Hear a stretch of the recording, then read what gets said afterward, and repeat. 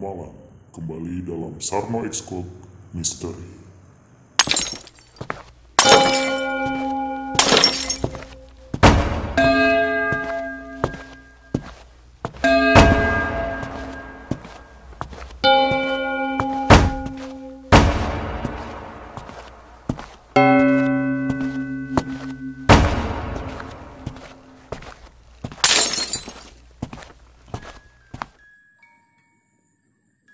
Misteri Mbah Jenggot, penghuni pohon beringin besar, kembali lagi menceritakan kisah nyata dalam kehidupan misteri Sarno Excode.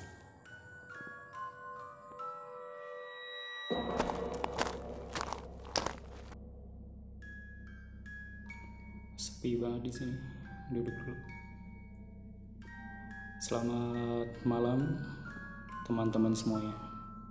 Jadi pada malam hari ini saya akan melanjutkan kisah mengenai Mbah Jenggot, yaitu di video sebelumnya ketika saya dan saudara saya bermain petak umpet dan melihat sebuah pohon beringin besar berubah menjadi sebuah rumah, di mana rumah tersebut dimiliki oleh Mbah Jenggot. Mungkin sebagian besar dari teman-teman bingung, Mbah Jenggot itu sosok seperti apa? Kalau di pandangan saya, Mbah Jenggot itu dia tidak nyata. Dengan kata lain, beliau adalah jin ataupun makhluk halus penunggu atau yang mempunyai pohon beringin besar tersebut. Sekarang pohon beringin tersebut sudah ditebang karena telah menjadi perumahan. Dan sungai kecilnya pun, Kalen yang saya sebutkan sebelumnya, itu sudah rapi, tidak semistis zaman dulu. Apalagi kalau sudah memasuki waktu maghrib, di situ sangat gelap sekali. Tapi untuk beberapa orang yang tidak mempunyai kamar mandi, belik itu atau sendang itulah yang digunakan untuk mandi. Tapi terkadang kalau semisal hujan, kondisi hujan, itu jarang sekali ada yang berani mandi di situ. Jadi kita kembali lagi ke cerita yang sebelumnya. Ketika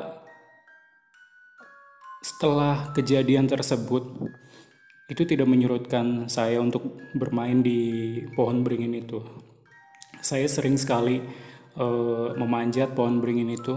Dulu pohon beringin itu ada gitar gantung di situ. Saya kurang paham siapa yang menggantung gitar tersebut. Terus ada kotak peluru.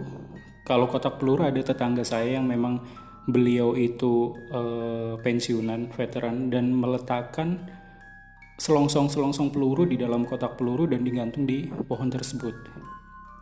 Dan anehnya di pohon tersebut itu walaupun besar tapi tidak menyeramkan bagi saya. Saya kurang paham kalau untuk orang lain.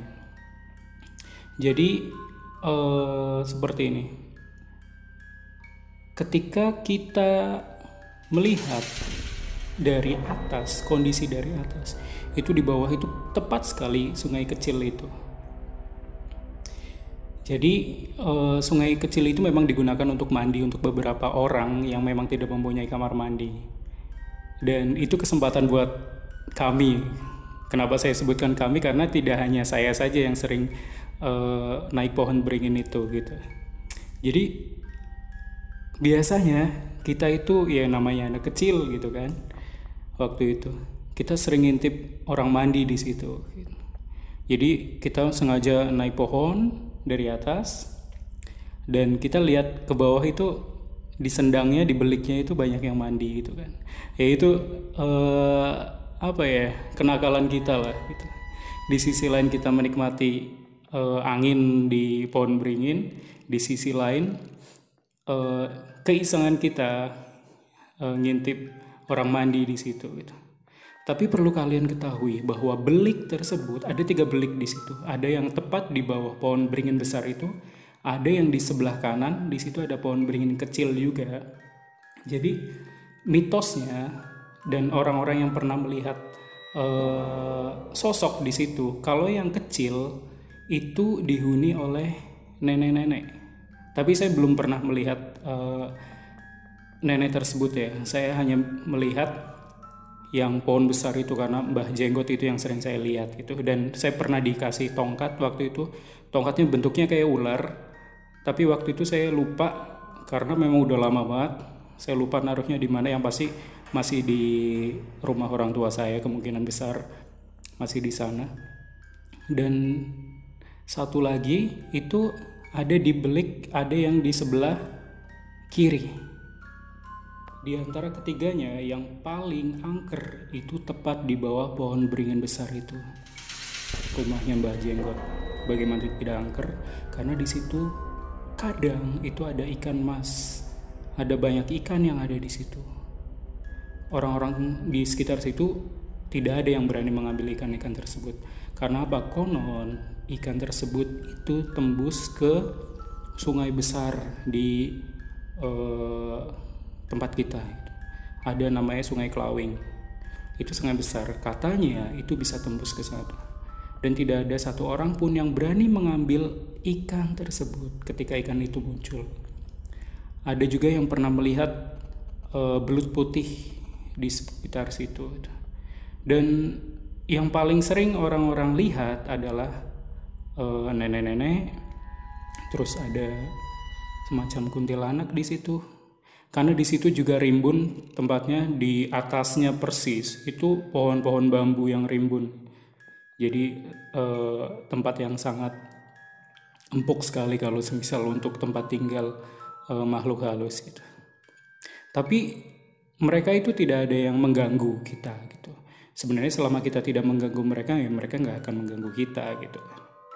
Pada dasarnya seperti ini, ketika kita berpikir positif terhadap apa yang kita lakukan, ataupun ketika kita berjalan melewati tempat yang sepi atau yang mungkin orang menganggap angker, ketika kita berpikir positif, maka kita akan biasa aja gitu.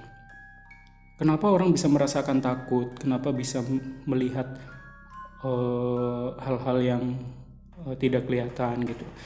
Kalau menurut saya itu semua adalah halusinasi gitu. Jadi ketika kita takut, bahkan cahaya pantulan dari apapun itu ketika kita takut itu akan menjadi sebuah halusinasi kita gitu. Jadi, mungkin itu setan. Apa itu? Nah, itulah. Jadi ketika kita berpikir negatif, pasti itu akan memvisualisasikan apa yang ada di otak kita. Entah itu berupa pocong, kuntilanak, dan lain-lain. Jadi kita harus tetap berpikir secara positif. Tapi itu wajar, jika kita memiliki rasa takut itu wajar gitu. Saya pun kadang memiliki rasa tersebut gitu. Dan kembali lagi kita ke pohon beringin itu.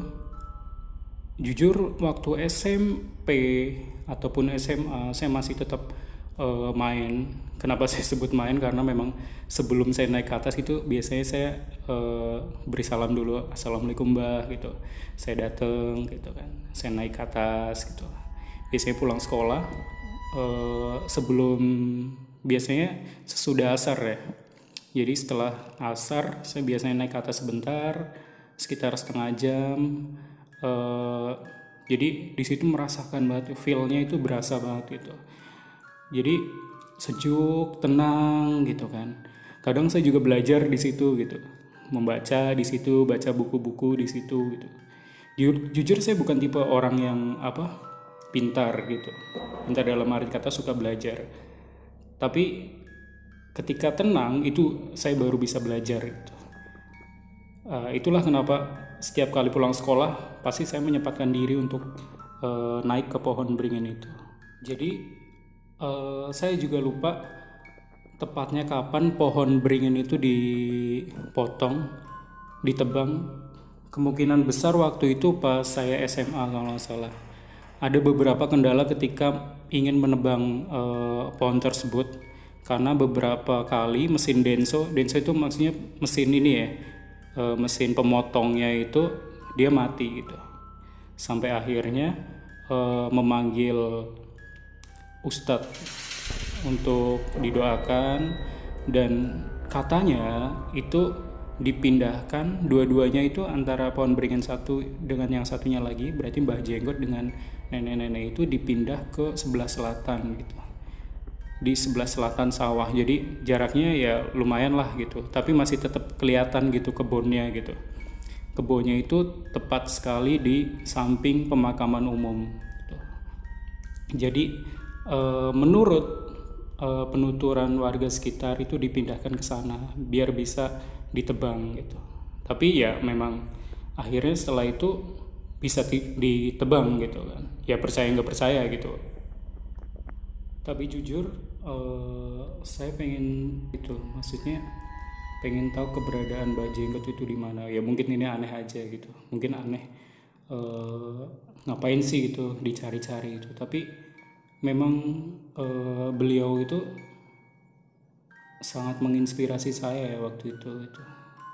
Ya mungkin karena pohon beringinnya sudah ditebang, besok nanti libur saya akan mencoba ke lokasi di mana kata orang gitu, masyarakat sekitar itu Mbah Jenggot itu dipindah ke sana gitu. Saya akan coba ke kebun yang ada di selatan kuburan setempat, di mana tempat Mbah Jenggot itu dipindah gitu. Tempatnya itu rimbun, di sana banyak pohon besar, pohon kapuk randu, di mana ya tahu, kalau orang-orang Jawa pasti tahu lah kapuk randu itu tempat sarang apa gitu.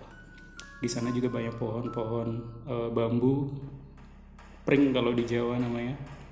Saya akan mencoba ke sana untuk cari tahu gitu. Nanti akan saya videokan.